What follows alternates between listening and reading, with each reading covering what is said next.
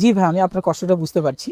কিন্তু আপনি যে প্রজেক্ট কিনেছেন ওই সেম প্রজেক্টে আমার অন্যান্য ক্লায়েন্ট যারা আমার কাছ থেকে ডিরেক্টলি প্রপার্টি কিনেছে তারা আসলে প্রায়োরিটি লিস্টে আমার কাছে আগে রিসেলের ব্যাপারে। তো but don't lose the hope, I am trying my best যাতে আমি আপনার প্রপার্টিটা রিসেল করে দিতে পারি। ঠিক আছে ভাই? হ্যাঁ ফাদার, বলুন। ভাই ওইটা পরে বললেন, এখন বলেন যে কি হয়েছে। আসলে ব্যাপারটা হচ্ছে গিয়ে যে এই মেসেজটা আপনার জন্য এবং যারা দেখছেন এই ভিডিওটা সবার জন্য। প্রপার্টি কেনার সময় দুবাইয়ে কোম্পানি পোর্টফোলিওটা অবশ্যই চেক করে দেখবেন। কোম্পানি পোর্টফোলিও চেক করার জন্য আহামরি আপনাকে যে অনেক বড় কসরত করতে হবে তা এ ধরনের কোনো কিছু নেই। আপনি গুগল ম্যাপে যান, কোম্পানির নাম সার্চ করেন, দেখেন ওদের রিভিউসগুলো কেমন। ঠিক আছে, যেমন আমাদের কোম্পানি 4.8 রিভিউস।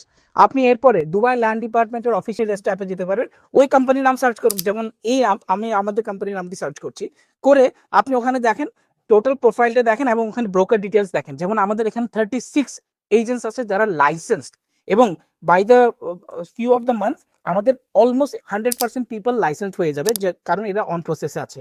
আমরা দুবাইয়ে যেমনটা সাকসেসফুল হয়েছি, আমরা এখন ঠিক সেম ভাবে আমরা ক্যানাডাতে আমাদের ব্রাঞ্চ অফিস খুলেছি টরন্টোতে, যেখানে আমাদের 50 এমপ্লয়িজ কাজ করছে। আমরা দুবাইয়ের জন্য প্রপার্টি বিক্রি করছি। তার মানে চিন্তা করে দেখুন আমাদের কোম্পানির সাইজটা কত বড়। এমন প্রপার্টি আপনাকে কিনে দেওয়ার চেষ্টা করবো যেটা বিক্রির জন্য এরকম এজেন্টের পিছনে পিছনে আপনাকে ঘুরতে হবে না। যদি আপনি ইন্টারেস্টেড হয়ে থাকেন, প্রবাসী হয়ে থাকেন, তাহলে আমার সাথে এখনই কন্ট্যাক্ট করুন। নতুন ভিডিওর জন্য আমাকে এখনই ফলো করুন।